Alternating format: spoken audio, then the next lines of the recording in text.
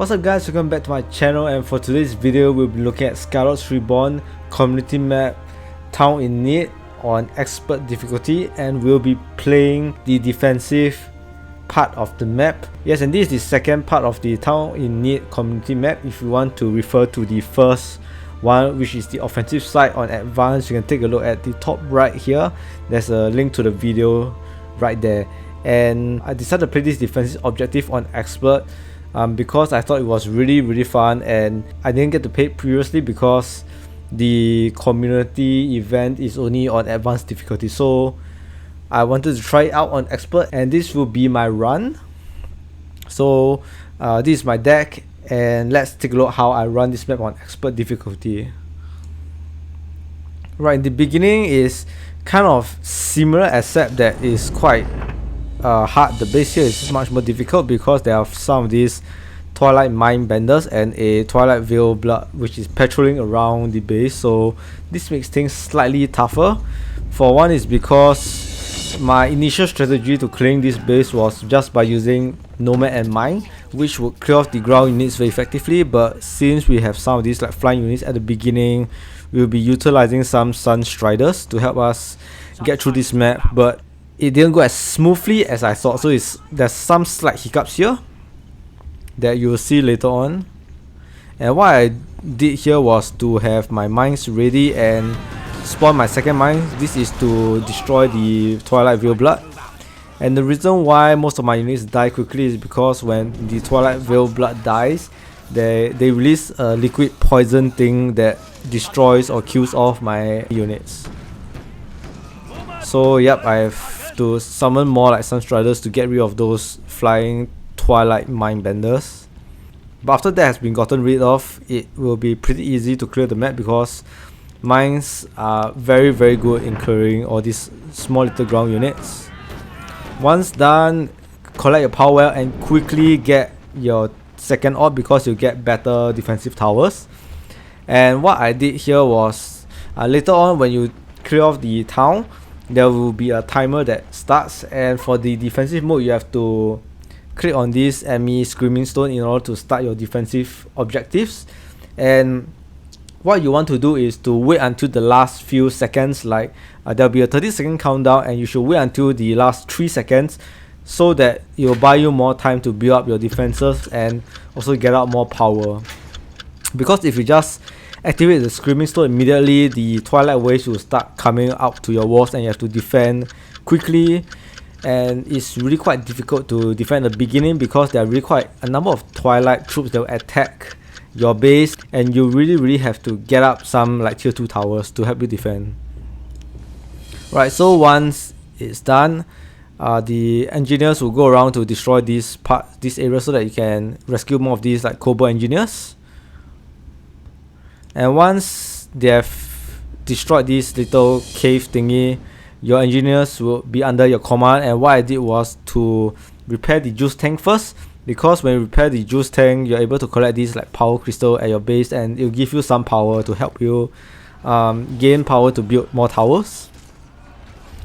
And for my tier 2, I will be using Shadow because time vortexes are very strong towers that attack both ground and air units. And Shadow cards for tier 2 also have the Furnace of Flash, which will help you regain back your void power, which in turn makes your time vortex much more stronger for the blue affinity because it attacks much more quickly if you have fewer void power right in your power pool. So yep, the Furnace of Flash and the time vortex works hand in hand. Yeah, so once you collect some of the power crystals, I will send my Kobold engineers to the stronghold to repair the stronghold first. But what you can do also is to repair the Lyrish Tavern, because once you repair this building, you will gain 4 troops of defenders which can mount on the wall. But I'd rather have the stronghold as a very good tier 3 tower. This is also not a very easy map. The beginning can be quite tough, and later on as the time goes by, the Twilight attacks will get stronger and you have to keep rebuilding your towers.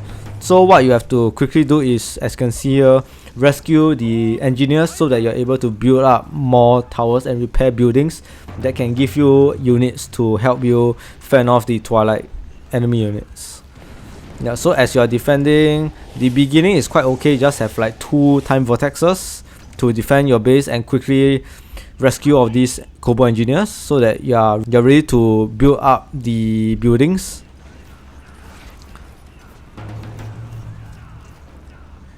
And for this map, even though I have my tier 4 units, but I didn't unlock my tier 4 over here because I spent too much time defending my base and didn't build up my tier 4. So with tier 3 cards, you can still finish this map strongly with very good tier 3 towers. So I recommend you getting a lot of the towers in this game because you have units once you repair this like Lavish Tavern and Lavish House. So there's really no need for you to have a lot of units to summon using your own power. Yep, I'll be repairing my monument because having tier 3 would grant me better towers like the Necro Blaster. Alright, just keep defending your base. I have my monument fixed. Yep, so once all your building has been fixed, make sure to get your World Breaker gun up and change it into the heavy snowball so that you're able to launch its very special, powerful skill of the World Breaker gun.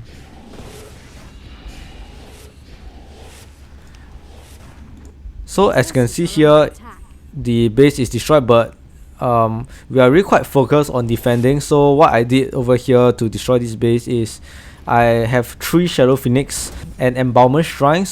And the 3 Shadow Phoenixes will be able to destroy this Twilight Manifestation base because the 3 Phoenix will respawn due to several units that is killed and gathering of the corpse around it.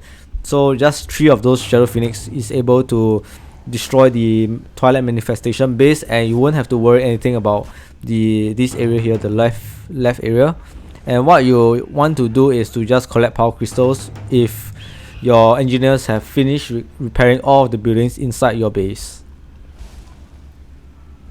So the most annoying thing mid-game are these Twilight Dancers, which has super long range and will take down all of your towers quickly. So you have to quickly get rid of the Twilight Dancers, and what I do to distract them is to have my defenders sent out of the walls to attack the Twilight Dancers. And what I also have is Soul Shatter, which will immediately kill off the Twilight Dancers. So that is a couple ways that you can get rid of this long range irritating unit.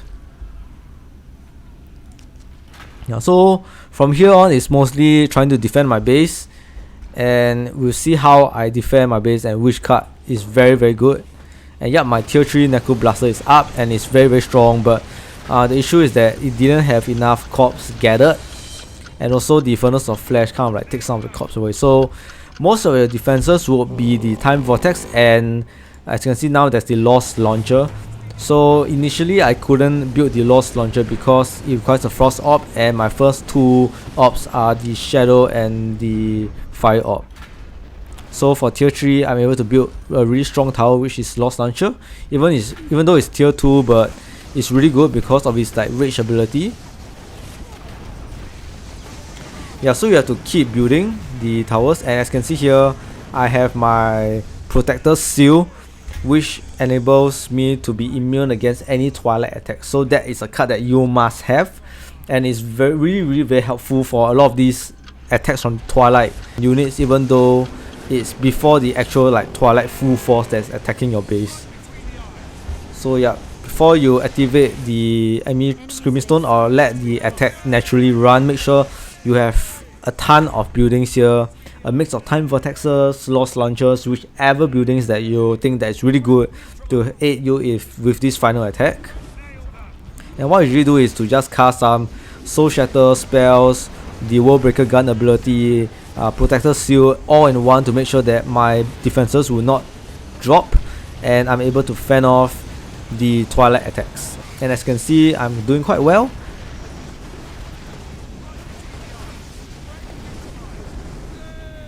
Alright, we got it, and this is how you finish the Town in Need on Expert difficulty.